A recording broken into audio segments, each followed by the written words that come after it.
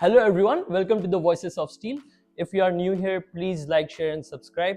Our goal is to build a steel community. Today on our podcast, I'm so excited. We are having Joe Schenk, who is master roll pass designer and also Steel Dynamics corporate roll pass designer. He's one of the best in the industry. Uh, I'm so glad he took out some time for us, and as I said, we are building a steel community and we want all of you guys to be part of it. Please like, share, and subscribe. And I look forward to talking with Joe. Thanks so much. Hi, Joe. Hi, Thanks so much for Fazal. doing this. Thanks so Yeah, much. it's been a pleasure. Yeah. Cool. Joe, before we start, I would like you to introduce yourself to our audience Yeah, and take some time, what you do outside work and everything. yeah. So my name's Joe Schenk. I've been doing roll pass design for 21 years. I started in Steele, West Virginia. Previous to getting into the roll design industry, I was a woodworker. I built reproduction furniture, Chippendale furniture. Um, and kind of where art and science met was where I thrive. And finding an industry that paid a little better than the woodworking industry with chicken pot pies and ramen noodles. So I came into working for Steel, West Virginia, and learning how to do roll designs. I actually worked with Johnny early on there. We brought a guy named Joe Schweitzer. He started in 1952 with Steel, West Virginia. It's kind of the mecca or the Harvard for roll designers. We do a lot of goofy stuff that nobody else wants to do, special asymmetrical shapes. And kind of where art and science meet, not everything is predictive and cut and dry as something like an oval round. We do asymmetrical odd shapes. But from that point, my career grew. We got bought by Steel Dynamics, which I've loved working with. They're the best to me. And we've been with them since 2007. And growing into that industry, I've grown into their corporate designer and designing for all of our Steel Dynamics plants, structural, rail, merchant, kind of everything under the sun. So that's where I've started, and that's kind of my journey up till now. What made you decide that after woodworking, steel industry will be your best bet? Yeah. So I'm married. I have three daughters, which all came through that steel industry. But there was an opportunity. I applied at a whole bunch of jobs looking for something new, and they took a shot on me. They saw there was a conceptual side of me with the design. So I was building guitars and building furniture, and the conceptual part where art and science meet, where practical meets form and function marry together. And in roll design is something similar. So having a conceptual design of understanding what steel's doing in its plastitic form, and how to manipulate that with rolls, and obviously produce something that's economic and functional. And so it was a good fit for me. So Steel West Virginia at the time, and now Steel Dynamics, was looking for someone that could see conceptual what was being done on paper and creating it into reality. And I liked that aspect of taking function and what a customer dreams up, what a product is needed in the society, and bringing it into reality. So that's kind of near and dear to my heart. How long you've been in steel industry? I've been in 21 years, just over. September, I started my 21st year, or finished my 21st year. And yeah, I've been doing that ever since. All this 21 years you were in Still, West Virginia. The Steel West Virginia and SDI. So I started with one of the SDI plants, Steel West Virginia, doing special sections, which is the most complex, and moving from that point back into other disciplines from rail, merchant, structural, and rebar and products like that. So I kind of went the other direction, but where conceptual asymmetric to squares and rounds, and each discipline requires a different thinking. It's kind of like painting. So there's abstract, and then there's other kinds of paintings that are all requiring a different lens to look through, whether that's impressionism or relativism. And likewise, in past design, there's different styles for the different mills. After I did my first podcast with Johnny, um, I thought the second best guest will be Joe Schenk. Um, Not only because you both are doing great job at roll pass design in the United States, but from the time I have joined Nucor Steel and this roll pass design industry, these two names are always there. Um, and it was quite interesting for me listening from you yesterday that Johnny had same mentors just like you. Yeah. That's very interesting. Joe, what advice would you give someone want to join in steel industry? Hmm. I think it's a great industry to join. Um, Safety's become front and foremost. Steel Dynamics, we believe we are a safety first company that happens to produce steel. When I came on, we were all wearing T-shirts and some flame retardant uniforms, but the industry has radically changed in the last even 20 years. So it's a safe industry. It's a fun industry. It's manly. It's got some cool aspects. There's a lot of technology. There's a lot of practical application. So I think it's a great industry to get into. So all this 21 years, you just did roll pass design. Yes, and more. I'd help lead and manage crews as the needs arose. I worked in our melt shop during downturns when times became tough in the industry. The steel is cyclical, and you have ebbs and flows just like waves. So sometimes I would go over there, always with the past design bent, but helping out the crews and wherever I could fill needs. Um, so there's great opportunities to just invest with people, but in terms of steel, past design, I think, is where I found my niche. Seeing how to create a product, how to work with a customer, and to bring that vision into reality and understanding it, mill limitations, cruise limitations, and how to optimize and leverage that so it actually creates our best product and deliver in a timely sense. So. How do you define roll pass design? Well, I could put it in basics. It's basically smashing and smushing steel. I like it. In the sense of we're manipulating steel in its plastitic form, as it gets soft, and figuring out how to put it to where it needs to go. So whether I'm making I-beams or channel, we're making rail, which is kind of like a fancy SBQ in an asymmetric form, um, optimizing decarbonization and um, helping steel be the most productive it can, steel mills, so that we're producing. So really there's a lot of optimizing yield and tons per hour and minimizing our material costs while producing products at safely and efficiently. So we make money. We just happen to do it through making steel. Joe, have you ever done commissioning for any other steel mill? Yeah, so all of our SDI plants I commissioned for. Some I've done on site, others I've done without. Our Roanoke facility putting channels on, I never was there. But I've been in the steel industry long enough to understand what products are, what the customer needs. But most of our facilities have been on site commissioning for all of our SDI sites. So. How many steel dynamic companies have you commissioned so far? All of them, really. Whether that's our medium section mill up in Fort Wayne or heavy section mill, I've helped some tweaks up there. Um, Medium section, I put dozens of different sections on. Roanoke, I put several channels. Pittsboro, I've helped with some triple plug and some round products. Probably the bulk of my work has been down at Steel of West Virginia and Steel of Kentucky. And we've put on well over 200-300 sections, Wow. all new sections. So. What has been the most difficult section so far that this section pass design took you months?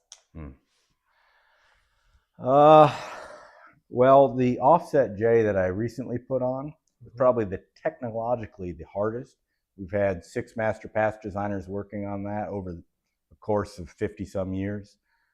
This particular shape is prone towards slivering and defects and That took a long time to try to figure out my own mousetrap on how to break that bar down and produce that. Some of the more difficult, and I recently put that on our mill and produced that prime right out the gate. So that was pretty satisfying. But it took me a long time to try to come up with my own realization or how I was going to approach that problem. Every design has compromises that are required based on mill layouts, based on uh, production cuts, lots of different environments that's required in the shapes. So uh, playing with those compromises and figuring out what mill crews and how to best accomplish that I was where I was trying to go with. And so the offset J was there. The other sections that are pose a difficult problem are the simple sections. Simple sections can be deceiving in the sense that it's just a flat or it's just a round. Um, on the other end of the spectrum, outside of special shapes, simple sections, I can make them 1,000 different ways, but what's the most effective?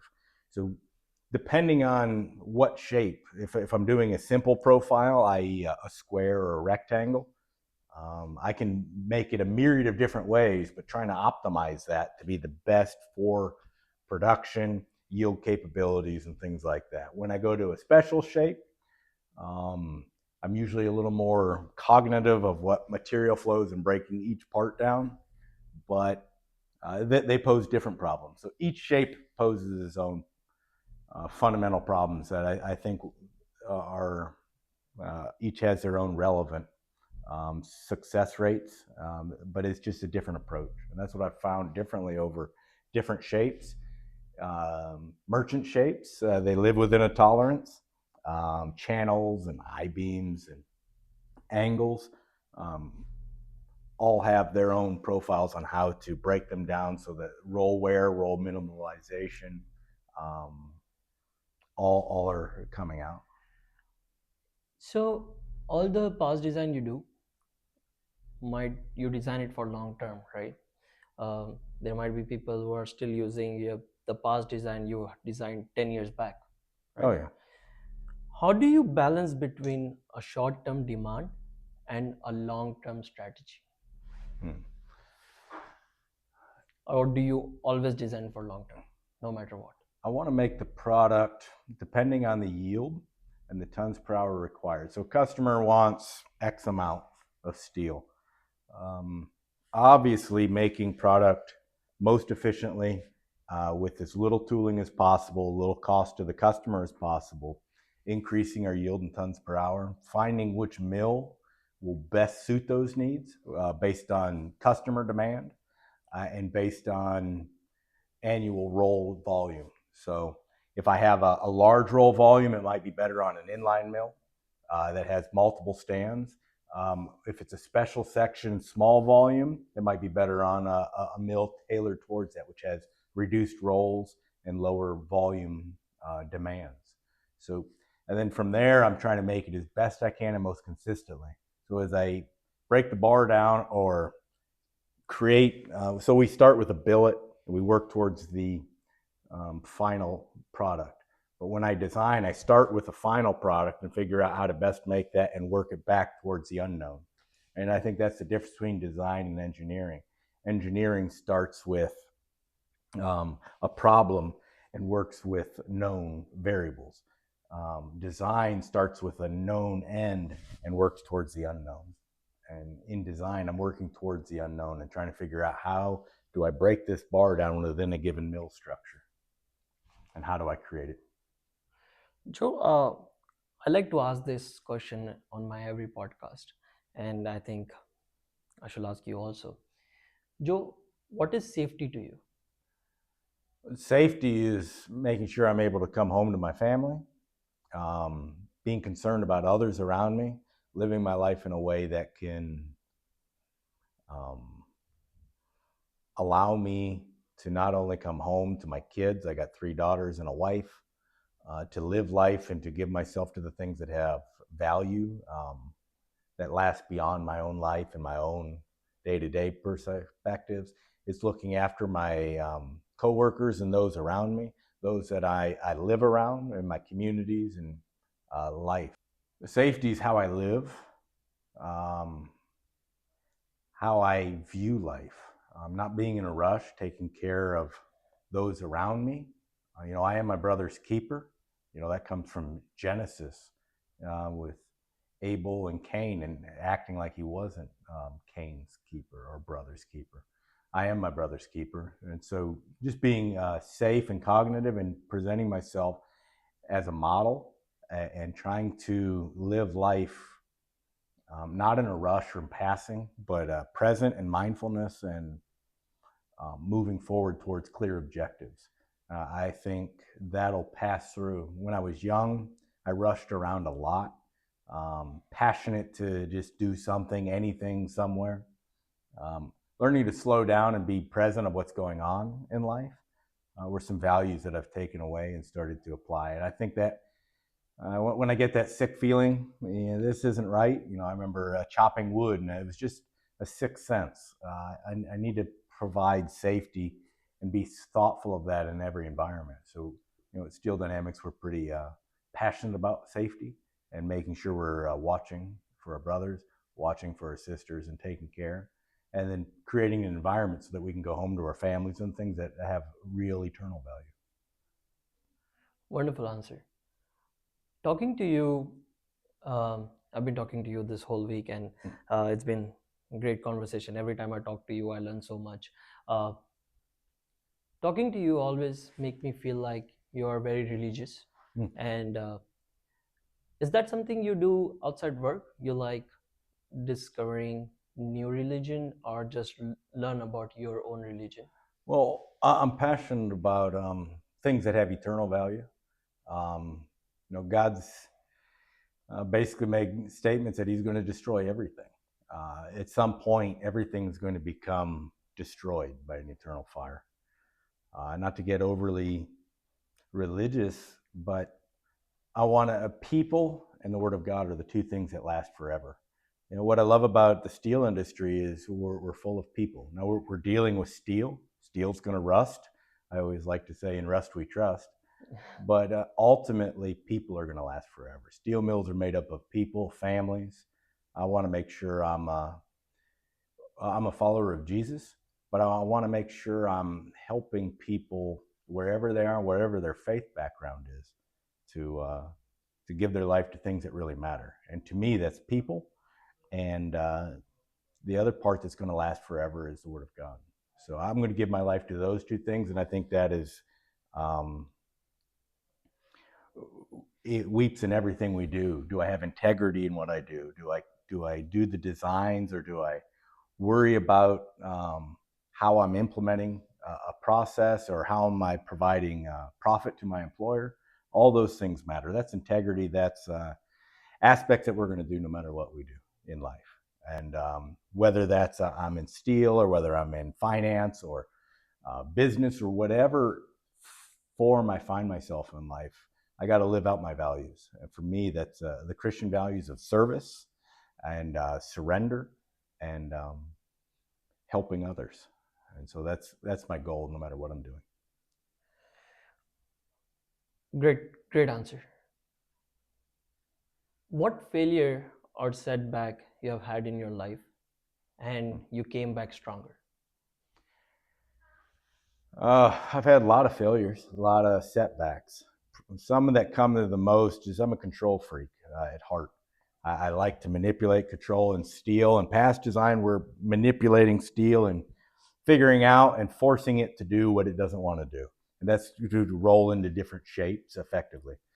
I find I want to control situations. So God and situations have seemed to be put in my life to create barriers and boundaries.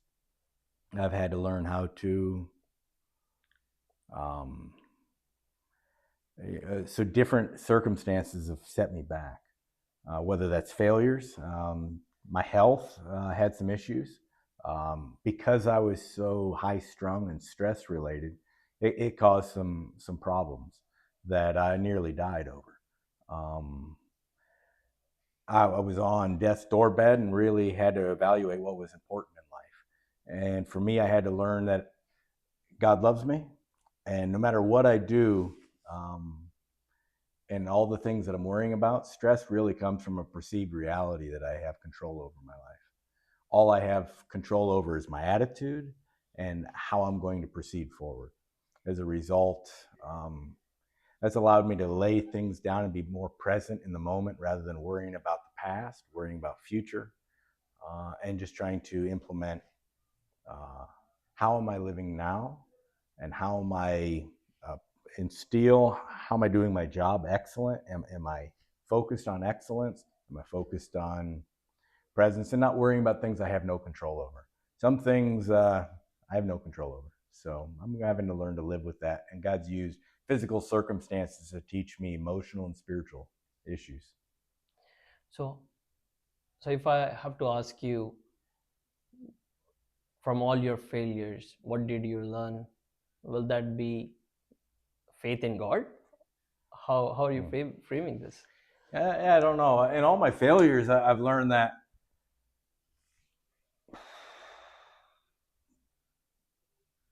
my faith is integral in everything. Um, I'm not sure that's the answer you're looking for, or if you're looking for anything. I'm not sure. I just learned that failures don't define me. I'm going to move beyond my failures, whatever that looks like. Failure is going to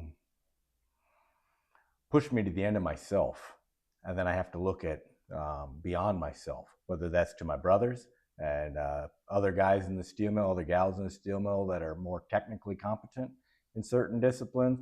It creates a dependency on community, a dependency on the Lord, a dependency on um, just doing my best and letting the chips fly where they may. Wow. What does a day in life look like for you? Mm. I wake up and check my emails and grab my cup of coffee. And then on to designing. And now there's usually dealing with customers throughout, trying to figure out what new inquiries come through, what products. And then I go back and figure out the cost, tons per hour, yield, how it's going to be produced, and what mill would be best suited for that inquiry. And then it's working, collaborating with customers, trying to figure out how to produce, whether that's a standard mill shape or some specialty mill shape. And then dealing with the customers to figure out a solution, pricing it, and then how to produce it effectively, efficiently, and cost productively. What trends or shifts do you predict in steel industry in next 5 to 10 years? Can you say that again? What trends or shifts do you predict in steel industry in next 5 to 10 years? Globally or North American?